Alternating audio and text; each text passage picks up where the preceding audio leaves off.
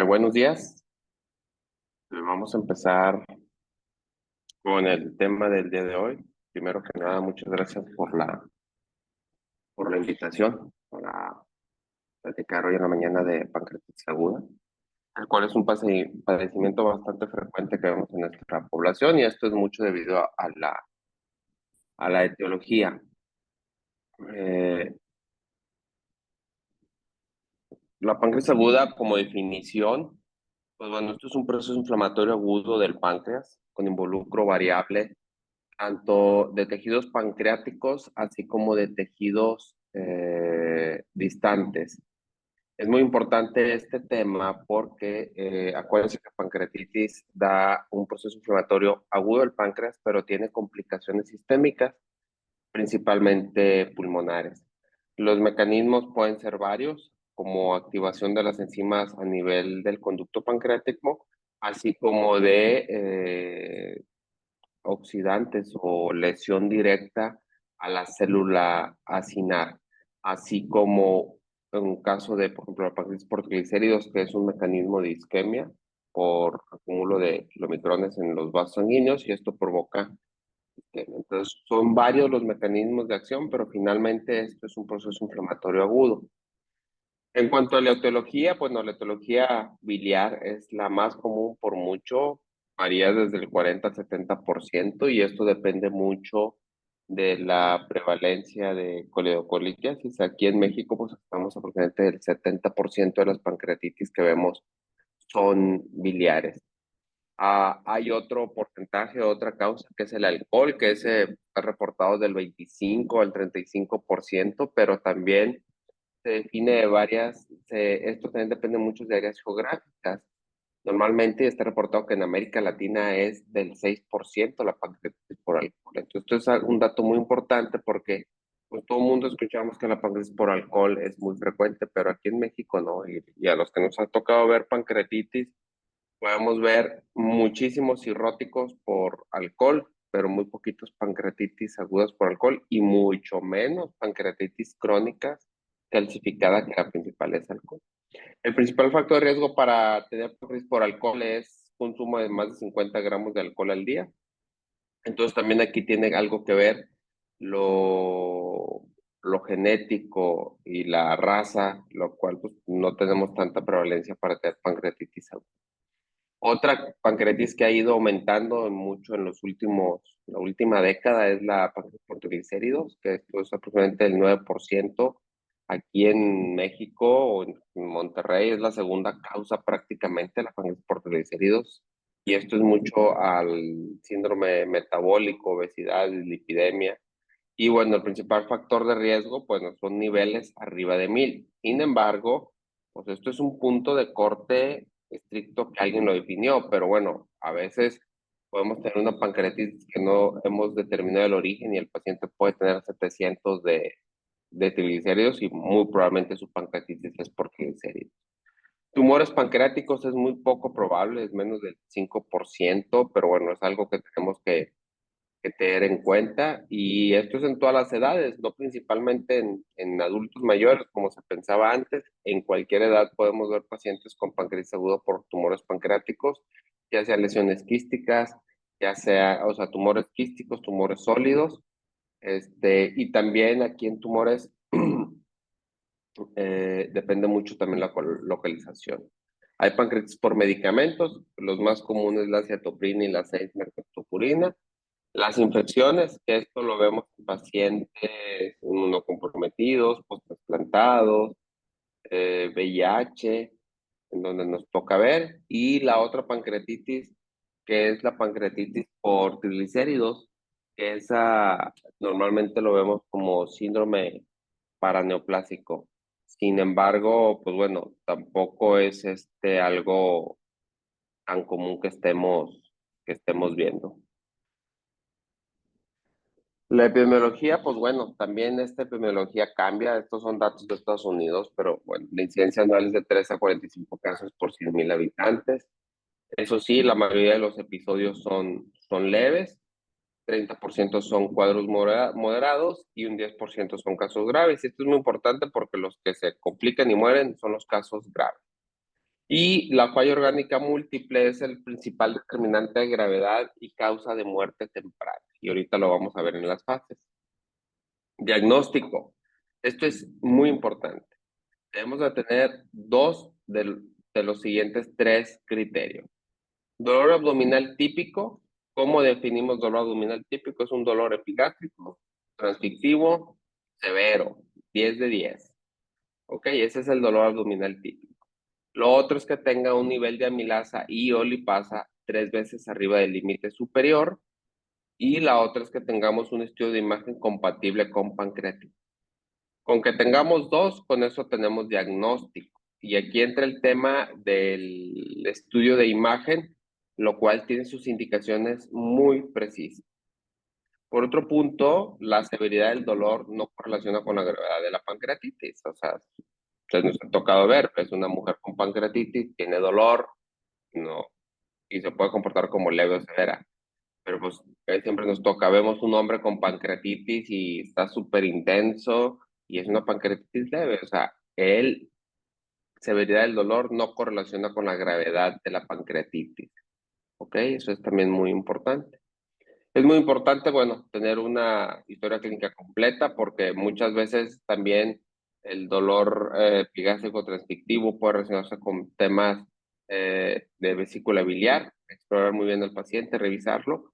Y otra cosa muy importante, cuando un paciente con pancreatitis vemos que tiene fiebre, hipotensión, taquicardia, taquipnea, ictericia, diaforesis, del estado de alerta, ahí es donde pondríamos en duda si realmente es una pancreatitis o no. ¿Por qué? Porque acuérdense que el 80% son leves. Entonces solamente un 10% tendrían esto, pero hay otros diagnósticos diferenciales.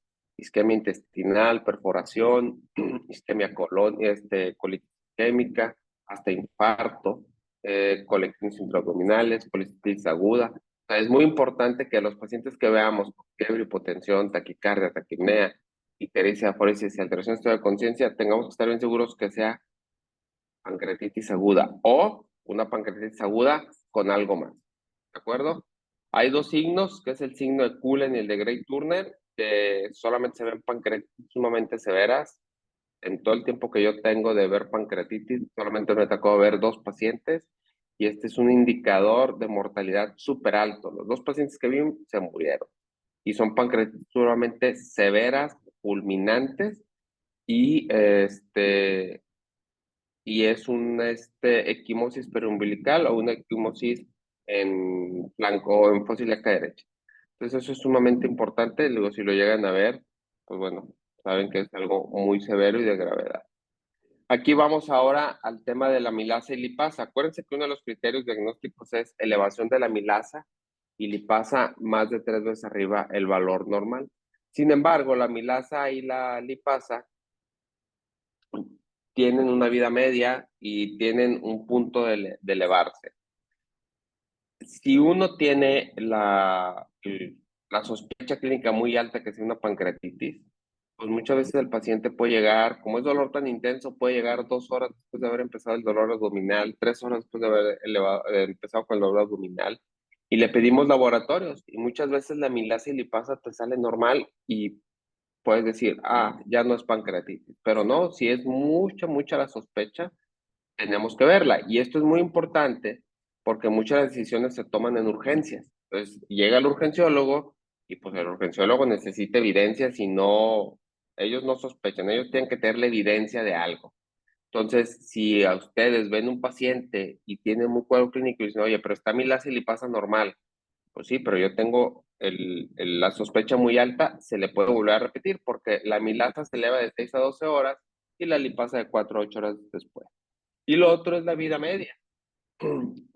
Hay vidas medias de 10 horas, de 24 horas, y muchas de o la amilasa y la lipasa se llegan a normalizar después a 3 a 5 días la amilasa y la lipasa de 8 a 14 días. Entonces es muy importante que conozcan esta cinética de la amilasa y la lipasa, porque si ustedes tienen la sospecha clínica que tengo una pancreatitis, pues deben de basar en esto la elevación de la amilasa y la lipasa. Aunque hay cierto porcentaje de pacientes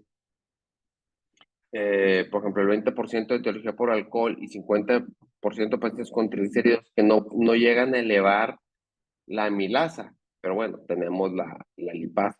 Entonces es muy importante saber esta cinética para decir si es pancreatitis, no es pancreatitis, y si tienes duda diagnóstica, hay que hacer un estudio de imagen al paciente. Aquí tienen las sensibilidades de cada uno y la especificidad. La lipasa es más sensible que la amilasa, ya que la lipasa principalmente se produce en páncreas. Entonces, esta es una gráfica, nomás para ver gráficamente lo que les comentaba, cómo es la cinética de la amilasa y la lipasa, cómo podemos esperarla.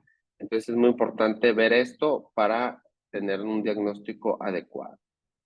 Y esto también es sumamente importante. A las otras causas de amilasa elevada y lipasa elevada, que las deben de tener en mente, porque pues muchas de estas también se relacionan con dolor abdominal, o a veces puede ser que no tengan dolor abdominal, pero tengan elevación de amilasa y lipasa. Y muchas veces de esos pacientes que tienen amilasa o lipasa elevadas, sin dolor, son los que te llegan al consultorio y tienes que investigar alguna causa. ¿De acuerdo?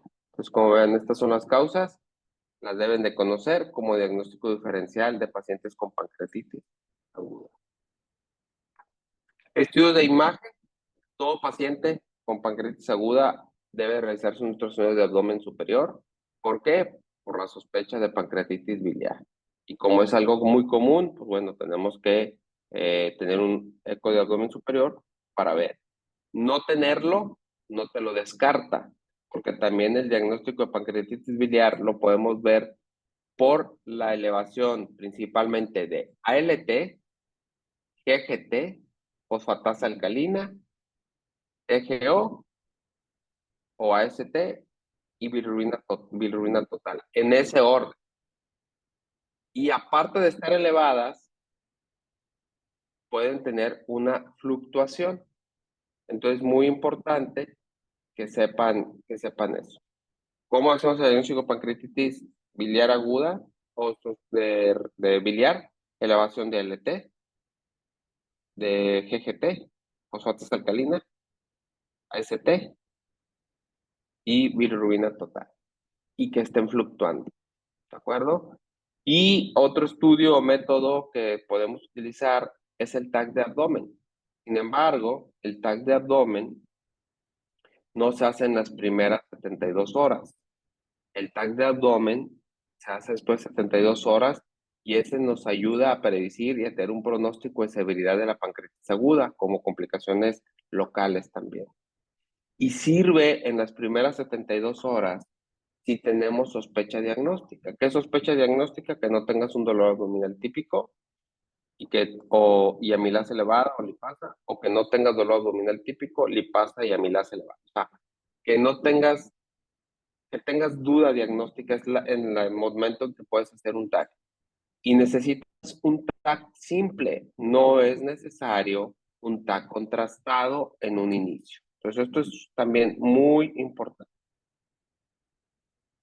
¿Cuándo tenemos que hacer el TAC? Pues el TAC se hace 48 a 72 horas. Pacientes que no mejoran, que tienen náusea, vómito, dolor, fiebre, persistente fiebre, intolerancia liberal. Esto también es muy importante. Acuérdense, el 80% de los pancreatitis son leves y en 48 horas el paciente está resuelto. Pero si tienes un paciente con una pancreatitis moderada severa o severa y en 48 a 72 horas no mejora del todo, ahí es donde le tienes que hacer un TAC. Tampoco hacerle un TAC es regla general. Y espero que me escuchen los cirujanos, pero los TAC no son regla general en todas pancreatitis. Es muy importante, ahí dice, no es de rutina.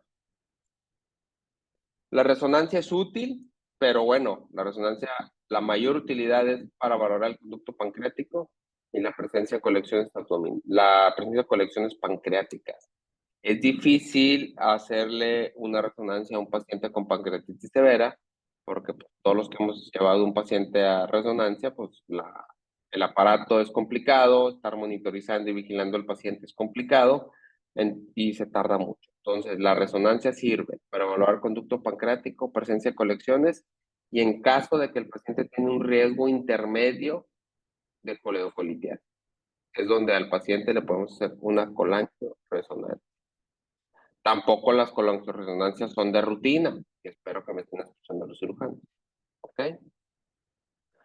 El ultrasonido de abdomen sirve, pero prácticamente sirve para valorar vesícula.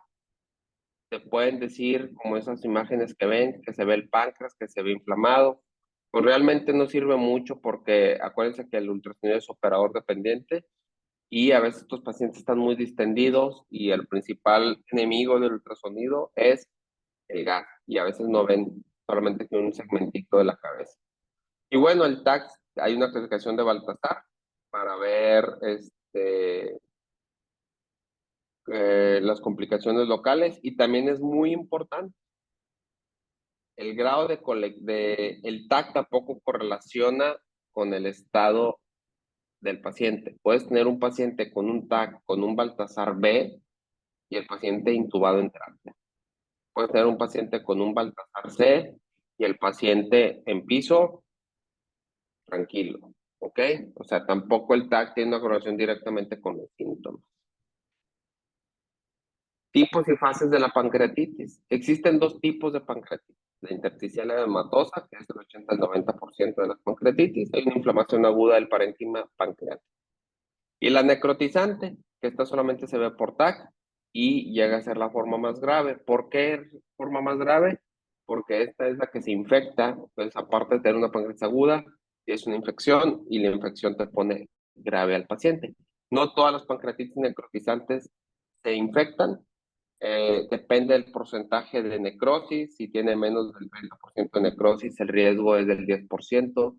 Si tiene del 30 al 50%, el riesgo es del 30%. Y si está más del 50% de necrosis, el riesgo es el 80%.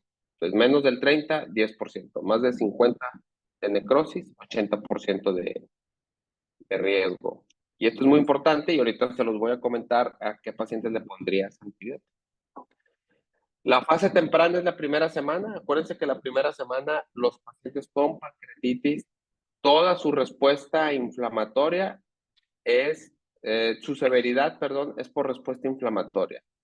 Puede haber complicaciones locales y las complicaciones locales normalmente es pues, líquido peripancreático, colecciones peripancreáticas. Acuérdense, la primera semana el paciente puede tener fiebre, puede tener respuesta inflamatoria sistémica y eso no quiere decir que esté infectado. En pacientes con pancreatitis que la primera semana tengan fiebre o mucha severidad, ahí se tiene que ver qué tanta sospecha tengamos de colangitis, porque ahí sí cambia la terapéutica en cuanto a tratamiento y procedimientos. Pero por regla general, la pancreatitis temprana, la primera semana, es pura respuesta inflamatoria sistémica y te da lo que quieras. Y la tardía es cuando empiezan a aparecer complicaciones locales, ya sean colecciones peripancreáticas, colecciones extrapancreáticas, derrame pleural. Y aquí se puede aparecer en casos moderadamente severas y severas. Y aquí es cuando el paciente ya se infecta. Entonces, todo paciente que tengamos una pancreatitis aguda, moderada o severa, más de una semana y que tenga fiebre, a ellos hay que buscarles un poco infeccioso. Entonces aquí es más o menos un mini resumen de los que estábamos viendo. Acuérdense, la pancreatitis aguda, el 80-85% es la intersticial. Puede haber falla orgánica transitoria, que esto es una respuesta inflamatoria sistémica menos de 48 horas, y puede tener colecciones agudas y la mortalidad es muy baja. Normalmente esto es resolución, o si tiene mucha colección líquida aguda, puede hacer un pseudoquiste, que eso lo vemos después de 4 semanas. Del 15 al 20% de las pancreatitis pueden ser necrotizantes. En las primeras 2 semanas hay orgánica múltiple. La mortalidad es menos de 5 semanas. Esta es la que dura menos de 2 semanas. Pero la que dura más de 2 semanas, pues bueno, aquí la mortalidad, ven cómo es alta, del 15 al 20%. Y aparte de tener mucha mortalidad, en estos dos tipos de pancreatitis, aumenta la estancia hospitalaria y todas las complicaciones de las estancias hospitalarias. Pero en esta que es la más severa, donde tiene una mortalidad del 15 al 20%, puede tener una necrosis estéril no está infectada, y aquí la mortalidad es del 10%. Pero si esta necrosis se infecta, la mortalidad es del 30%. Entonces, estos dos casos, normalmente en este caso de arriba, del 80-85%, no requiere mucho. O sea, escucho mal, pero hasta un cirujano la pudiera manejar sin ningún problema. Pero en este punto es cuando ya requiere mucha intervención, mucha toma de decisiones, estar bien pegado al paciente, un equipo multidisciplinario. ¿De acuerdo? Y bueno, este es como que un tipo en cuanto a las complicaciones locales. La pancreatitis hematosa intersticial puede tener colecciones peripancreáticas, puede o no puede tener una colección estéril o infectada, es raro que se infecte y normalmente no requiere intervención, se va a resolver. Cuando tiene más de 4 semanas, puede ser un pseudoquiste, puede estar estéril o infectado, esto es bien variable, y aquí va a requerir drenaje solamente si está infectado. ¿Y cómo sabemos si está infectado? Pues que el paciente tenga fiebre, que le hayamos hecho una punción y esa punción haya sido positiva, o que, que tenga gas en su interior la colección. Diferencia de la pancreatitis necrotizante, la cual antes de 4 semanas hacen una colección, tienen mucha destrucción pancreática. ¿Y cómo sabemos que es una pancreatitis necrotizante? Pues al momento de ponerle contraste, no hay una captación completa del contraste a nivel del parénquima pancreático, puede estar estéril o infectado y se puede drenar o operar si es necesario. Esto es un punto muy importante. Normalmente aguantas más de 4 semanas para hacerle alguna intervención a estas colecciones. Pero las letras chiquitas dicen si el paciente te lo permite. ¿Y qué es esto si el paciente te lo permite? Uno es la severidad del paciente, o sea, qué tan grave está, que le hayas puesto antibióticos y el paciente no responda. Es primero hacerle un drenaje y si no, hacerle una cirugía ya cuando hay alguna complicación más severa. O sea, que tenga mucho gas, que tenga atrapamiento de colon. Ya cuando son cosas, ahí es donde lo tienes que operar. Pero si estos pacientes tempranamente, hay un estudio que se llama Pointer, que tempranamente le haces un drenaje, el paciente va a requerir muchas intervenciones y te aumenta la estancia hospitalaria. Y si al paciente le haces una cirugía temprana, el paciente tiene muy alto riesgo de morir. Igual, si tenemos después de 4 semanas, tenemos la wall of necrosis, que es la necrosis, ¿cómo se llama? La colección necrótica, ya bien en colección, esta puede estar estéril o infectada. Acuérdense, el 10% de las veces es estéril y depende mucho del grado de necrosis para saber si está infectada o no infectada. O requieres drenaje y aquí ya entran un montonal de opciones de drenaje, ¿no? Y sería otra plática completamente diferente. Si le haces catéter, si le pones 1, 2, 3, si solo haces endoscópico, con qué tipo de prótesis, o si el paciente va a requerir cirugía y cuál va a ser el abordaje quirúrgico. Pero más o menos esto es un panorama de las colecciones pancreáticas. ¿Qué tenemos que hacer en todo paciente en cuanto llega? Una valoración inicial adecuada.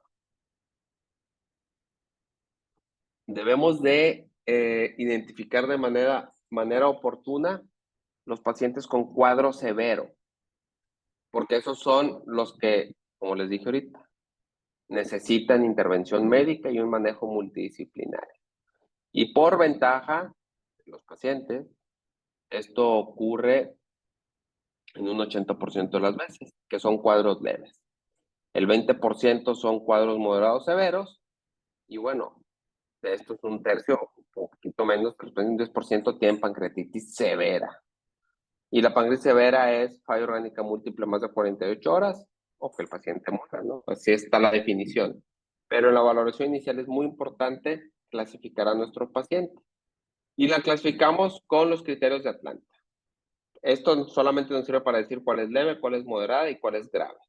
La leve, pues que no tenga respuesta inflamatoria sistémica o falla orgánica múltiple, que no tenga complicaciones locales o sistémicas y esto se resuelve en una semana y todos vemos, estos pacientes entran a las 24, 48 horas, ya están súper bien.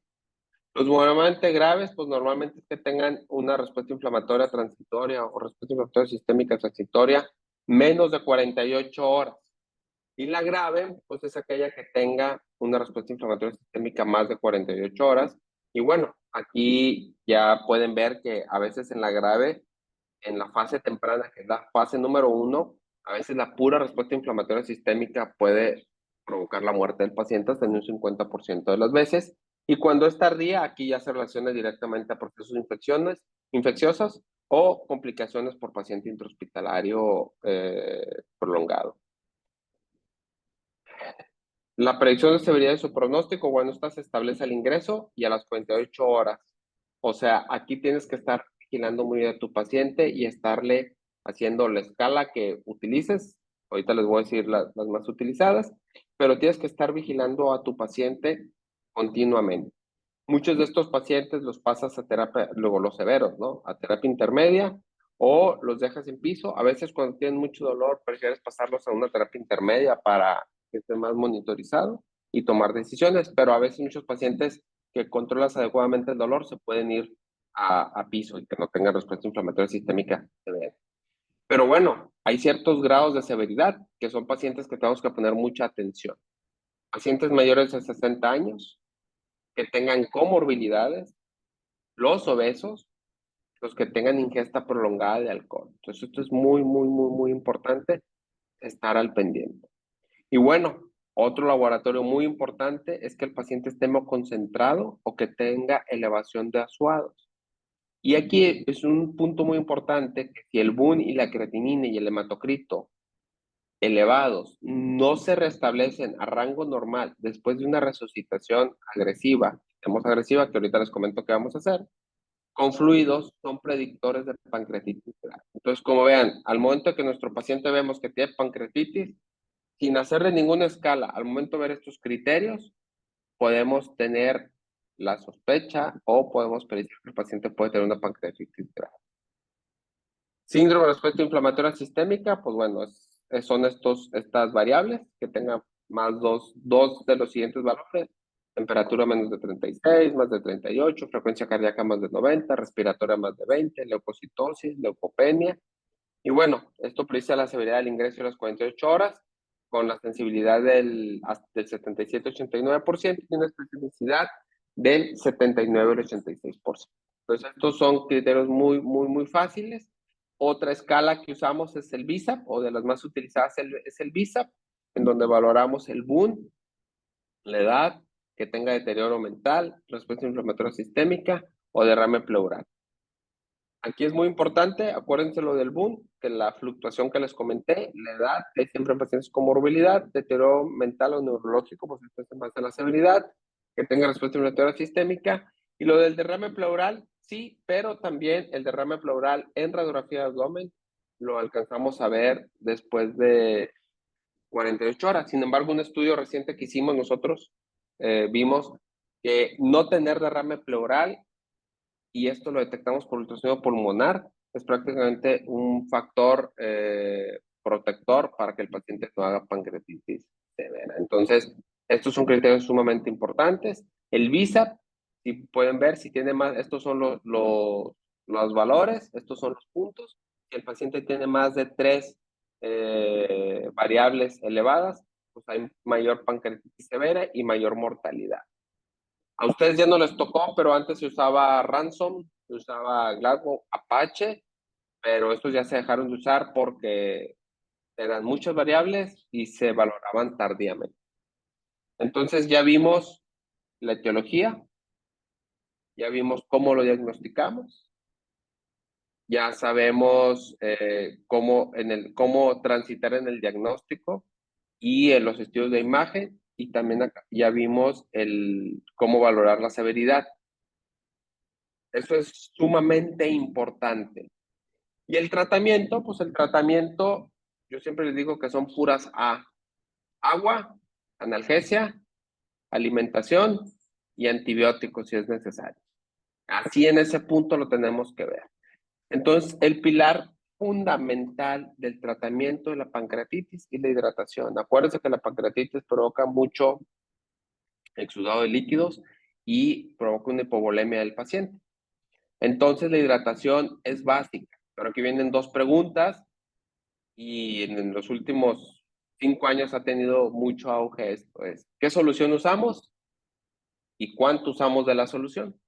¿Qué solución usamos? Bueno, aquí hay varios estudios y de hecho ahorita está corriendo un estudio grandísimo multinacional en donde siempre decían, bueno, la solución salina es buena para todos, pero en pancreatitis no, porque tiene mucho cloro y eso puede provocar una acidosis hiperclorémica. Entonces, el mayor utilizado y la mayor evidencia es el Ringer lactato, que para nosotros sería el Hartmann. Entonces, este estudio del 2021 en donde fue un multicéntrico, randomizado, doble ciego, comparó la solución salina del 0.9% contra Ringer lactato y como valor objetivo primario era ver una respuesta inflamatoria sistémica en 24 horas. Y esto de las soluciones y cuánto se vio mucho porque a veces se veían que pacientes llegan con pancreatitis leve y al momento de darles el manejo médico los volvíamos severo. Y una de las cuestiones pues, ¿por qué? ¿Qué tiene que ver las soluciones si es el único tratamiento que le damos?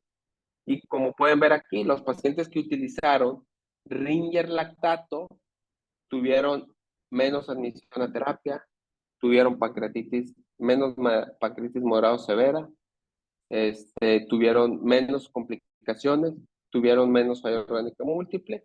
Sin embargo, la única que tuvo un RR menor de 4 con intervalo de confianza menor de 1 fue tener terapia intensiva, menos terapia intensiva y eso es muy importante. Y aquí lo que les comentaba, no tuvieron una acidosis hiperclorémica.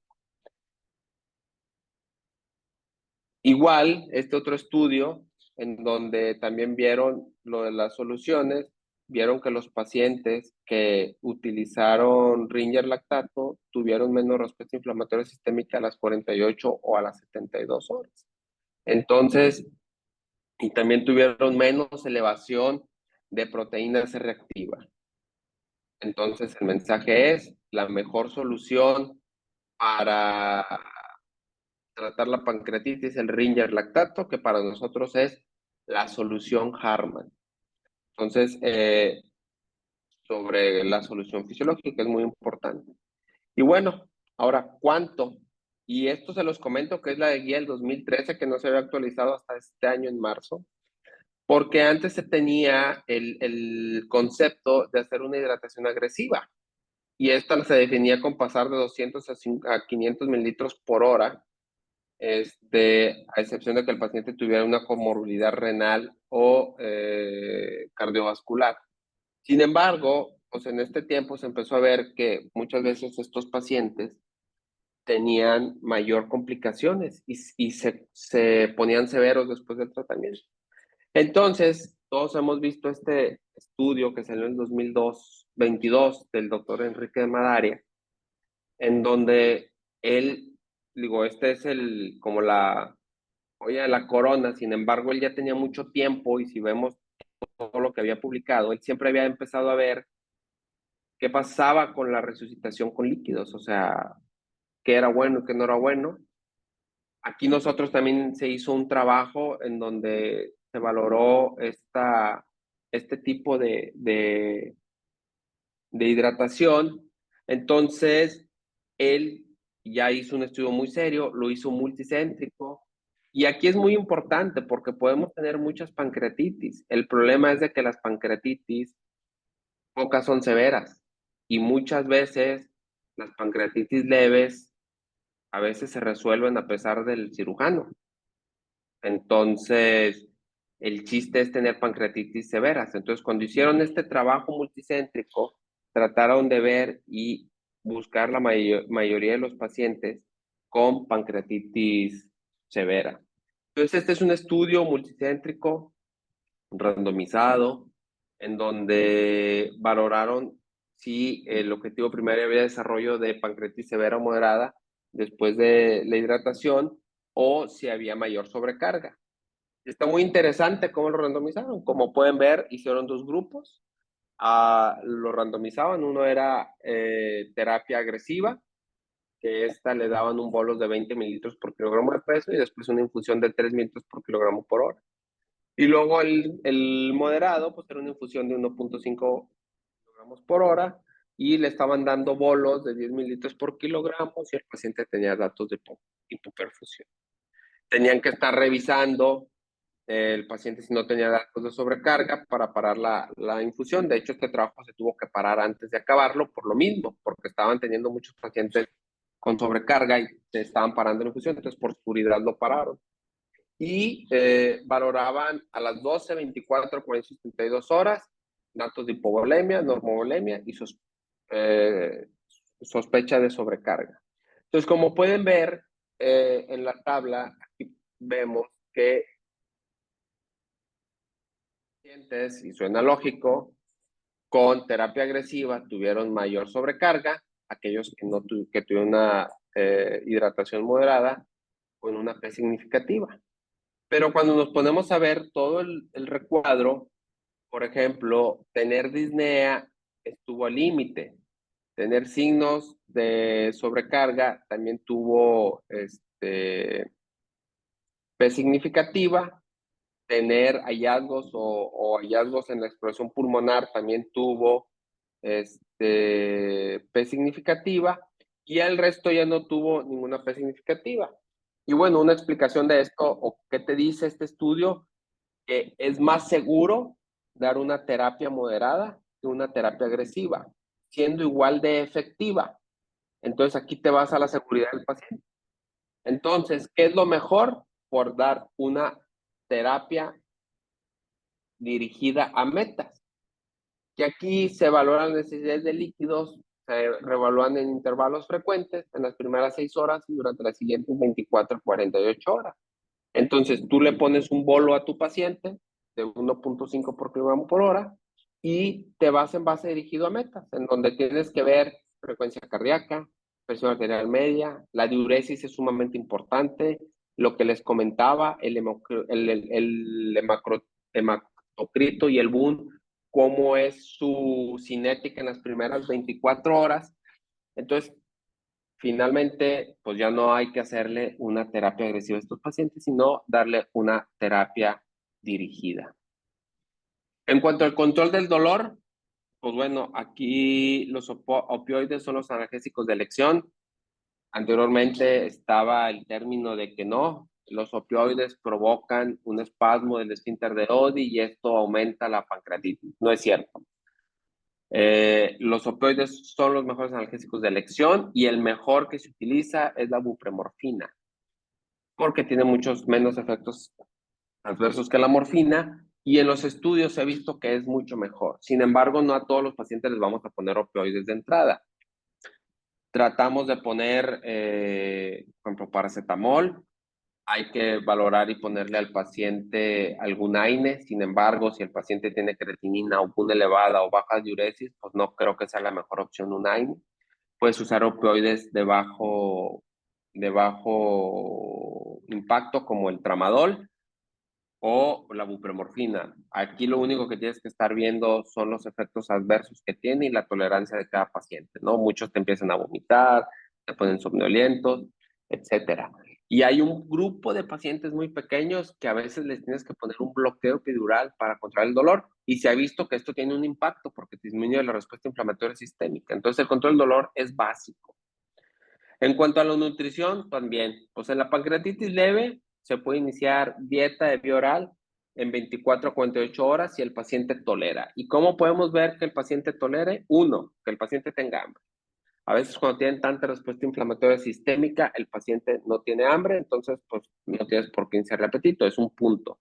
Lo otro es que el paciente tenga dolor abdominal y esto es muy importante, que el paciente no tenga dolor abdominal en una escala menos del 5, que no tenga náusea o vómito, pero es muy importante haberle quitado los analgésicos, porque a veces el paciente dice, no tengo dolor, pero le tiene analgésicos súper altos, entonces a esos pacientes no es recomendable empezarles la dieta. Lo que tienes que es ir haciendo, ver tu respuesta sistémica, viendo cómo va el dolor y en base a eso irle quitando medicamentos y ver si el paciente tiene dolor o no. Y lo otro es si el paciente tiene o no tiene un hilio.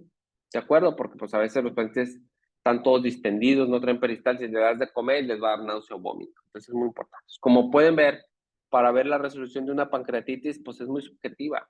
O sea, no hay un punto. Hasta ahorita, 2024, el nivel de amilasa o lipasa no sirve para ver severidad, ni para ver etiología, ni para valorar resolución. Entonces, de nada sirve estarle pidiendo al paciente amilasa y lipasa. Ya tienes tu paciente con diagnóstico de pancreatitis, amilasa de 1000 o de 3000.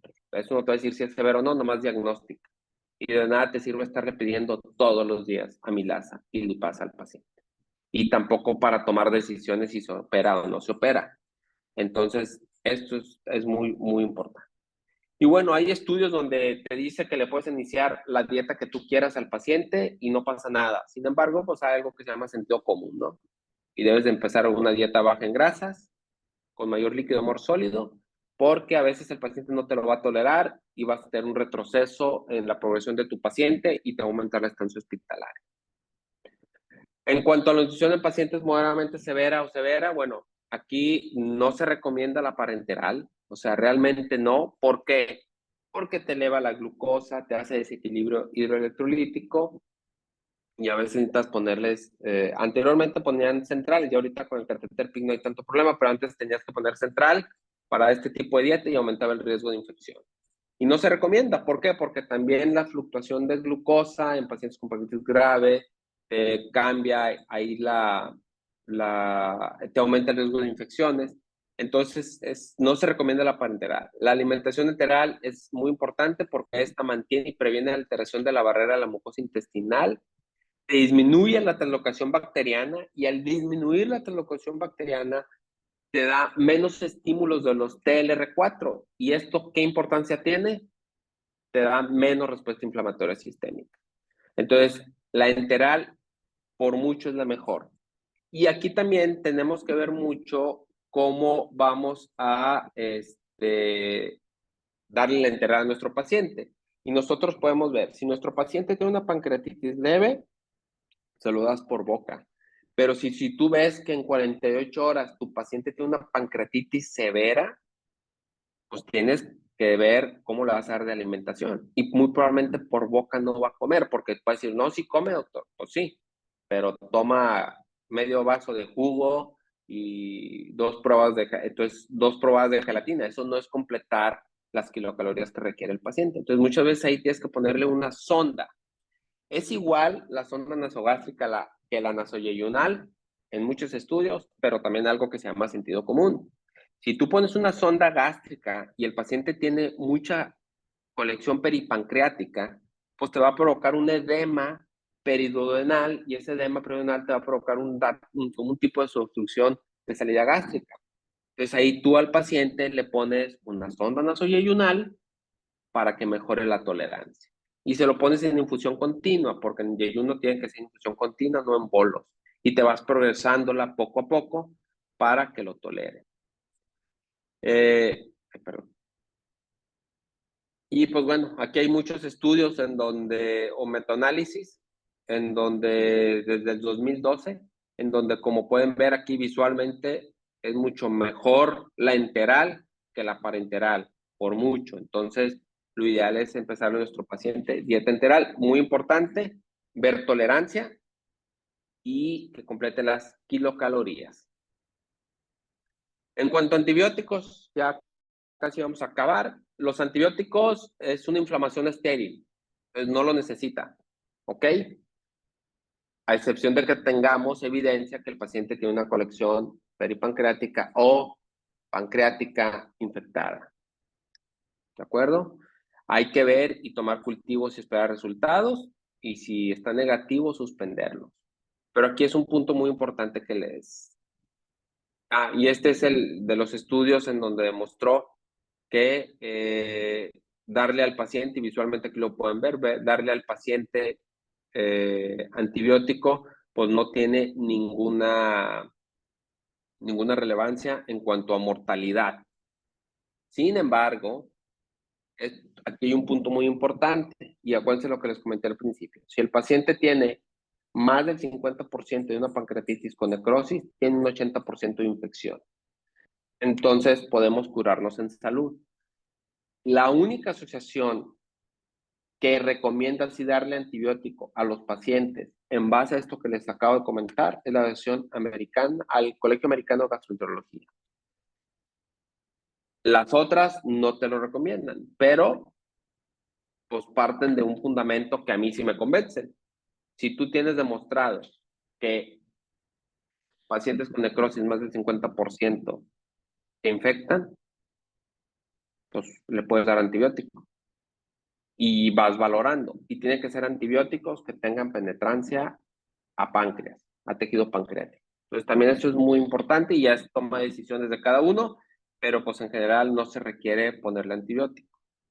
A excepción, y aquí lo que vamos a comentar, otro punto muy importante, la sospecha de colangitis. Entonces, si tienes sospecha de colangitis, primero tratas la colangitis. Digo, empiezas a tratar la pancreatitis y en ese momento también tratas la colangitis, no te dejas la colangitis. Entonces, aquí es donde en el 2018 se valoró, bueno, pues la CPR en pancreatitis aguda es necesaria, porque anteriormente se tenía el concepto de que si el paciente tenía una pancreatitis grave, tenías que hacerle una CPR, pero no, ese concepto empezó a cambiar y solamente en aquellos pacientes que tengan sospechas de colangitis. Pero la CPR es urgente y una CPR urgente es en menos de 24 horas. Si nos llega un paciente con pancreatitis aguda, con colangitis, hay que hacerle una CPR. La CPR urgente depende principalmente de la presencia de colangitis y la duración de la obstrucción en lugar de la gravedad de la inflamación del páncreas. Entonces, pues esto es también muy importante. Si tienes sospecha de colangitis, tienes que hacerle una CPR. Pero aquí viene otro tema. ¿Cómo sospechas colangitis? Si una pancreatitis puede dar todo el cuadro de colangitis, pues bueno, uno es que estén fluctuando las bilirrubinas o que se estén elevando las bilirrubinas, que tenga fiebre persistente, que no mejore en las primeras, o sea, que tenga un deterioro en las primeras horas. Y últimamente hay un estudio que te pudiera ayudar, que se llama el PROCAP, en donde ellos valoraron la utilidad de antibióticos en pancreatitis, que eso también me faltó decirlo cuando usas antibióticos, ¿no? Si tu paciente está con fiebre y tiene respuesta inflamatoria y no mejora, le haces una procalcitonina y si está elevada, pues ahí podrías justificar al paciente darle antibiótico o en este caso, si tienes sospecha de colangitis con estos criterios que les digo, de la ASGE, pues bueno, ya pudieras pasarlo al paciente a una CPR. Y vienen las otras, que es la CPR temprana, que es menos de 24 horas, son aquellas que tengan pancreatitis biliar aguda sin colangitis, en donde hay una obstrucción continua. ¿Qué es esto? Pues oye, el paciente ya no tiene respuesta inflamatoria sistémica, pero oye, las bilis van para arriba, transaminasas están fluctuando, oye, pues no tiene fiebre persistente, ¿sabes qué? Pues tiene una obstrucción biliar continua. Y ahí es donde tienes que hacer una CPR. Sin embargo, es razonable esperar que el paciente libere el lito en las primeras 48 horas antes de realizar la CPR. Por eso le pone una CPR temprana, de menos a 48 horas. Y en pacientes que no tengan colangitis o obstrucción, o que tengan pancreatitis biliar aguda sin colangitis o obstrucción biliar incierta, pues se hace un ultrasonido y una colangioresonancia para tomar decisión. Y ya finalmente es tratamiento quirúrgico, y esto es muy importante. Si la principal causa de nosotros es una pancreatitis biliar aguda, hay que evitar que vuelva a presentar otra pancreatitis biliar aguda. ¿Y esto cómo se hace? Haciendo una colistectomía.